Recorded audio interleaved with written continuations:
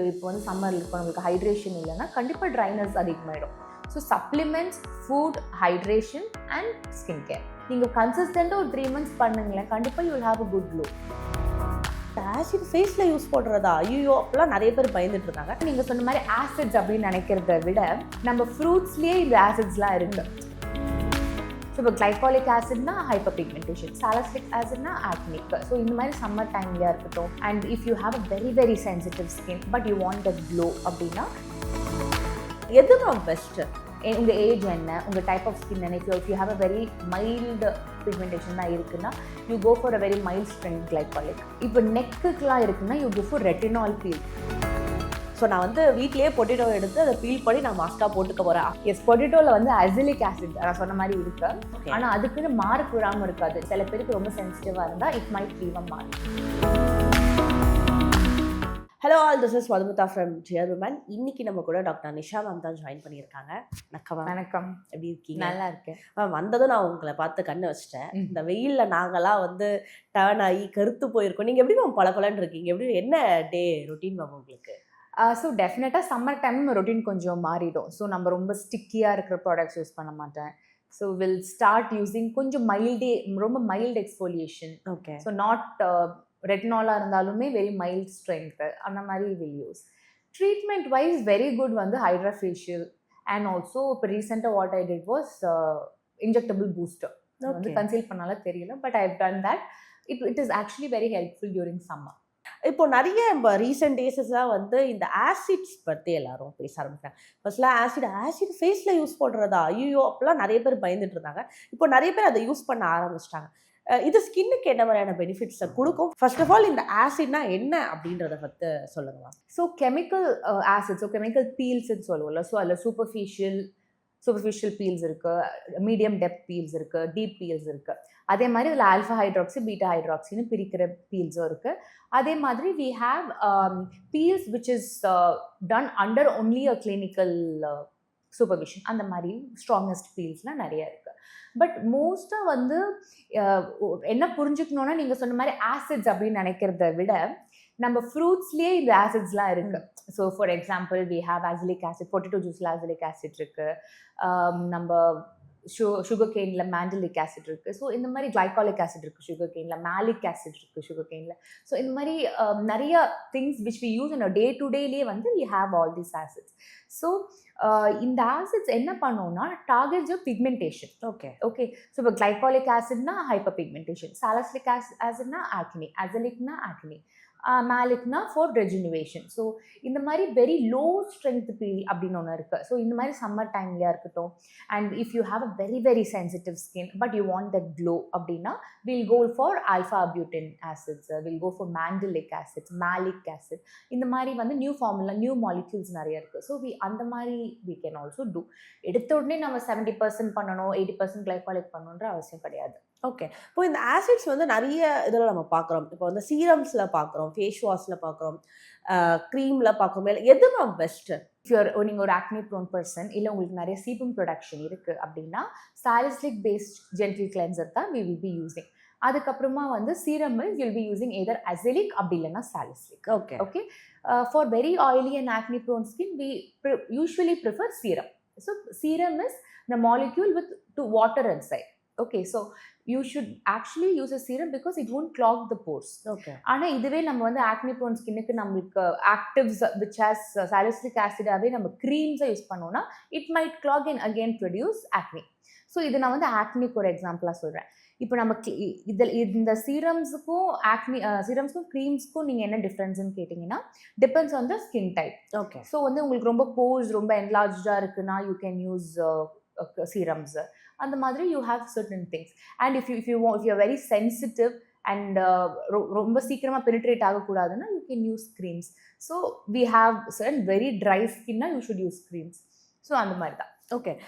நிறைய பேருக்கு ஒரு டவுட் இருக்கும், இந்த மாதிரி சீரம்ஸில் வர ஆசிட்ஸை யூஸ் பண்ணால் தான் எஃபெக்டிவாக இருக்கும், க்ரீம்லையோ இல்லை ஃபேஸ் வாஷ்லேயோ இருக்கிறத யூஸ் பண்ணோன்னா பெருசாக எஃபெக்டிவாக இருக்காதுன்னு ஒரு காமனான ஒரு தாட் இருக்குது. அது உண்மையா மேம்? அப்படியெல்லாம் கிடையாது. இது கண்டிப்பாக லேபிளில் இப்போ ஃபார் எக்ஸாம்பிள் இப்போ இட்ஸ் ரெட்டினால்னா 1% ரெட்டினால்னு போட்டிருக்கோம், 5% ரெட்டினால்னு போட்டிருக்கோம். So according to the percentage தான். it will work better னு சொல்ல. cream and serum வந்து it is totally depending on the concern and the skin type. Okay இது வந்து பண்ணா நல்லது, இது நல்லா அப்படி கிடையாது. இட் ஹோல்ஸ் ரெண்டுத்துக்குமே. இப்போ சில பேர் வந்து சீரம் போட்டு, இப்போ ஹைலரானிக் சீரம் போட்டுட்டு they take some break and put retinol cream. So that is how it actually balances. Okay. Pigmentations உள்ள ஸ்கின்னுக்கு எந்த ஆசிட் யூஸ் பண்ணால் வந்து கொஞ்சம் யூஸ்ஃபுல்லாக இருக்கும்? நம்ம ஸ்டார்டிங்லேயே வந்து ஆல்ஃபா ஹைட்ராக்சி ஆசிட்ஸ், அதாவது glycolic acid and citric mandelic acid, இதெல்லாம் வந்து you can use it as for hyper pigmentation. Okay. Depends on உங்கள் ஏஜ் என்ன, உங்கள் டைப் ஆஃப் ஸ்கின் என்ன. If you have a very mild pigmentation தான் இருக்குன்னா you go for a very mild strength glycolic or mild strength azelaic, அந்த மாதிரி we can go. இப்போ நெக்குக்கெலாம் இருக்குன்னா you go for retinol peels, அதாவது லீவ் ஆன் பீல்ஸ்ன்னு சொல்லுவாங்க. So you put that, leave it for like 8 hours and wash it away, and we'll give post care how to follow it. So அதுலலாம் நல்லாவே தோல் உரியும். And இன்னொன்று வந்து we'll do phenol peels. Phenol peels வந்து டெஃபினட்டாக under supervision of a dermatologist தான் பண்ணணும், because it burns very quickly. அதே மாதிரி தான் கிளைகாலிக்கும் it burns very quickly. So ரெண்டுத்துக்குமே you should be very careful when your applying it. Okay. Acne skin இருக்கவங்க இந்த மாதிரியான ஆசிட்ஸ் யூஸ் பண்ணலாமா? ஆக்னி ஸ்கின் இருக்கிறவங்க வந்து they can use retinols. They can, if they are above 30, இல்லைன்னா they can start with azelaic, they can do salicylic. So azelaic use பண்ணவே என்ன ஆகும்னா, உங்களுக்கு வந்து ரொசேஷியா மாதிரி ப்ராப்ளம்ஸ் இருந்தாலுமே இந்த ரெட்னஸ் கம்மியாயிடும். அண்ட் உங்களுக்கு வந்து இஃப் யூ ஹாவ் போர்ஸ் என்லார்ஜ்டாக இருக்குன்னா it will clean up your pores. நான் அது கம்மியாக்கும்னு சொல்ல, it will clean your pores well. உங்களுக்கு hyper பிக்மெண்டேஷனுக்கும் it helps. Okay. Azelaic is a very nice molecule and of any age after 18 you can use. Okay. இப்போ ஆக்னியோ இல்லை பிக்மெண்டேஷனோ இந்த மாதிரி skin இருக்கவங்க மட்டும்தான் ஆசிட்ஸ் யூஸ் பண்ணுமா, இல்லை நார்மலாக கிளியர் ஸ்கின் இருக்கவங்களும் யூஸ் பண்ணலாமா? That's a good question. Actually வந்து clear skin இருக்கிறவங்க யூஸ் பண்ணலாம், maybe weekly once as an exfoliation. Like உங்களுக்கு அந்த பிளாக் ஹெட்ஸ் ஒயிட் ஹெட்ஸ்க்கு இட் வில் ஹெல்ப். ஸோ அதனால எக்ஸ்ஃபோலியேஷனுக்காக you can use. Physical scrub use பண்ணுறது எவ்வளோ நல்லது இல்லைன்றதுனால it is not a good choice for if you have a nice skin. Definitely no, physical ஸ்க்ரப்பை யூஸ் பண்ணக்கூடாது. So go for a mild exfoliation. Same thing, same results தான் இருக்கும். go for this just weekly once வந்து you can use. Okay. ஒரு முத்து இருக்கு ma'am, இந்த glowing skin வரணும் அப்படின்னா வந்து இந்த மாதிரியான ஆசிட்ஸ்லாம் யூஸ் பண்ணுங்க அப்பெல்லாம் சொல்றாங்க. க்ளோயிங் ஸ்கின் உண்மையாலே வருமா இந்த மாதிரி ஆசிட் யூஸ் பண்றதுனால? கண்டிப்பா வரும். Okay. see for example vitamin C. vitamin C is a very potent antioxidant. Okay.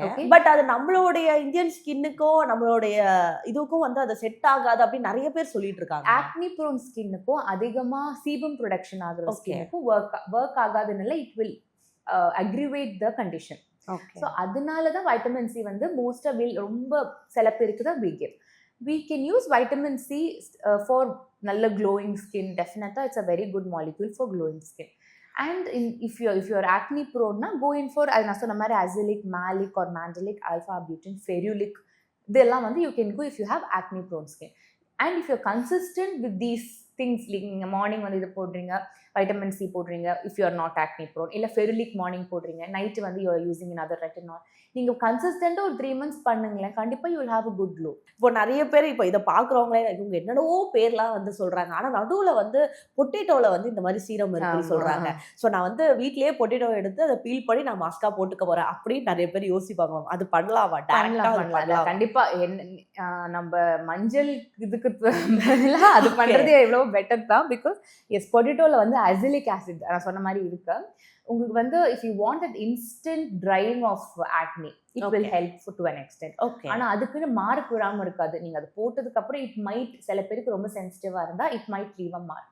But you will have that instant ஒரு brightness இருக்கும். But only leave it for 5 minutes, not more than that. Okay. இப்போ acid பற்றி பேசும்போது எல்லாரும் சொல்கிற விஷயம் என்னவா இருக்குன்னா, நைட்டு மட்டும் தான் யூஸ் பண்ணணும் அப்படின்றாங்க. ஏன் பகலெல்லாம் யூஸ் பண்ணக்கூடாதா மேம்? பகலில் வந்து ரொம்ப சன் எக்ஸ்போஷர் இருக்கும்போது it is better not to use. But vitamin C can be used. ஏன்னா வந்து வைட்டமின் சி நல்ல anti ஆக்சிடென்ட்னால when we use it with the sunscreen it doubles the effect. Okay. ஏன்னா ரெண்டுமே antioxidant. So vitamin C is a very good molecule in the morning. அப்படி இல்லைன்னா hyaluronic acid, அதுவும் acid தான். It's very good இது for hydration. So hyaluronic acid serum morning use பண்ணலாம், ferulic morning use பண்ணலாம்.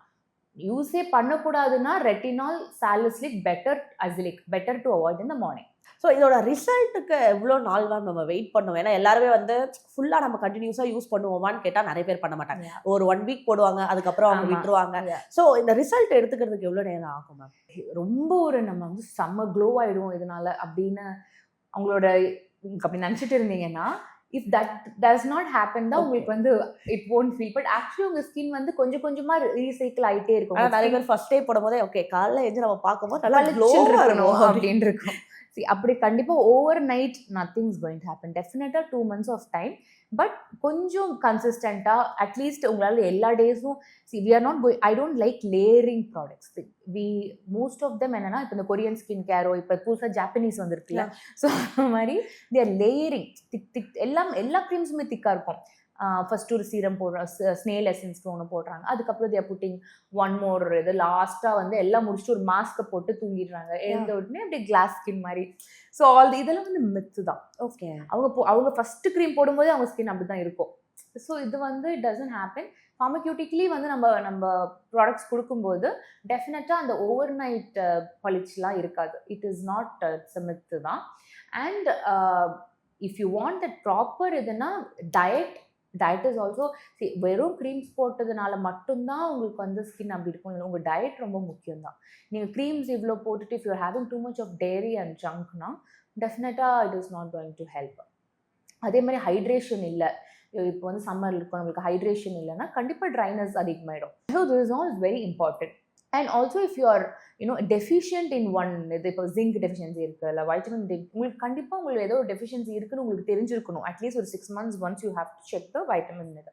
So அது ஏதாவது இருந்து நீங்கள் கண்டிப்பாக அது you have to take. omega-3 rich ஃபுட்ஸாக எடுத்துக்கிட்டாலும் சரி, omega-3 ஃபேட்டி ஆசிட்ஸ் டேப்லெட்டாக omega-3 எடுத்தாலும் சரி, that is also very important. So supplements, food, hydration and skincare. Okay. It all goes together. Thank you, ma'am. Thank you.